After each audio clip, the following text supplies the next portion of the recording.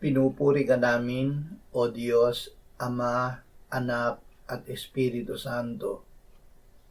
Salamat, Ama, na ibinigay mo sa amin si Jesus na iyong anak, na namatay para sa aming kasalanan, iyong muling binuhay, iniakyat at iniluklok sa iyong kanan sa langit. Salamat na ibinigay mo sa amin ang iyong banal na Espiritu, at sa pamamagitan niya ay ibinuhos mo ang iyong pag-ibig sa aming puso. Salamat na isinugo mo ang iyong anak, hindi para kami ay hatulan, kundi upang iligtas.